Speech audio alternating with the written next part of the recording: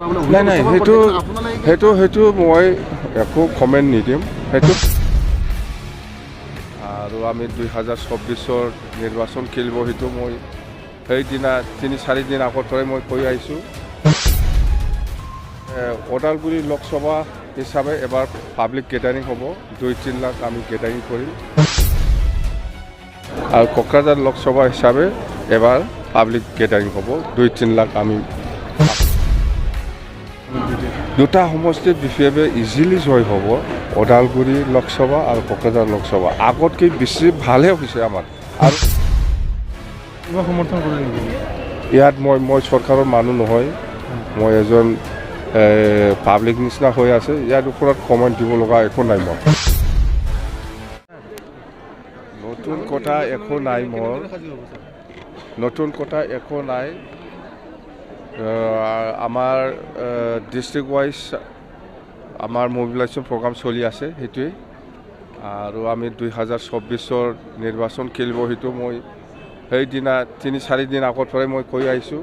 মুঠতে আমাৰ নতুন একটা প্ৰগ্ৰাম হ'ব যে ওদালগুৰি লোকসভা হিচাপে এবাৰ পাব্লিক গেডাৰিং হ'ব, 2-3 লাখ আমি গেডাৰিং কৰিম। আৰু কোকৰাঝাৰ লোকসভা হিচাপে এবাৰ পাব্লিক গেডাৰিং হ'ব, 2-3 লাখ আমি আমাৰ ভোটাৰ মানে জমা কৰি পেলাই আমি মিটিং কৰিম, সেইটোৱে। বেলেগ একো নাই। ৰাইজে আকৌ বিশ্বাসত ল'ব নেকি বিজেপিটো? নাই BPFৰ ওপৰত ৰাইজে বিশ্বাস আছে, আগৰ পৰাই বিশ্বাস আছে। আমাক বিশ্বাসঘাতক কৰা নাই। অততে আমি অলপ চলপ ভোটত আমি হাৰিব লগা হৈছে। আৰু সেইটো কি পৰ্যায়লৈকে কেনেকুৱা ধৰণৰ নিৰ্বাচন হৈছে এইটো আজি আলোচনা কৰি লাভ নাই, কোনোবা এজনক ব্লেম দি লাভ নাই। মুঠতে আপোনালোকে সাংবাদিক হিচাপেও পাইছে কেনেকুৱা ধৰণৰ BTC নিৰ্বাচনটো হৈছে, চবে দেখিছে।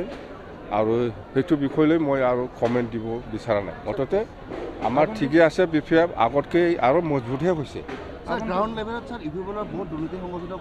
নাই সেইটো মই একো কমেণ্ট নিদিম।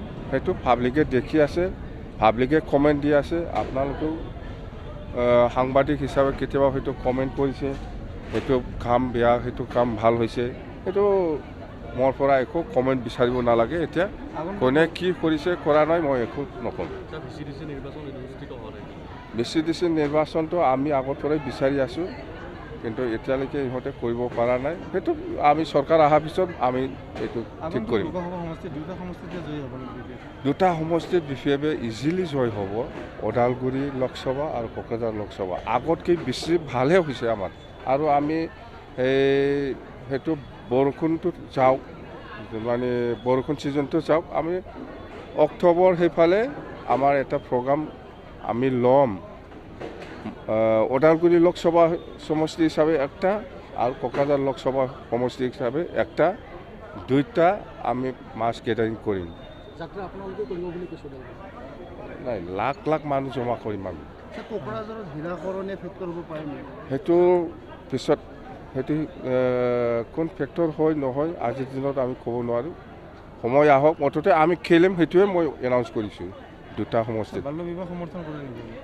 ইয়াত মই চৰকাৰৰ মানুহ নহয়, মই এজন পাব্লিক নিচিনা হৈ আছে। ইয়াৰ ওপৰত কমেণ্ট দিব লগা একো নাই। মই ছাৰ মৰিয়নি সমষ্টিৰ বিধায়ক ৰূপজ্যোতি কৰ্মীয়ে হিমন্ত বিশ্ব শৰ্মাক বিষ্ণুৰ অৱতাৰ বুলি কৈছে। নাই সেইবিলাক কোনে কি কমেণ্ট দিছে দিয়া নাই, মোৰ পৰা একো ৰিপ্লাই বিচাৰিব নালাগে বা ৰিয়েকশ্যন বিচাৰিব নালাগে আপোনালোকে, মই নক'ম।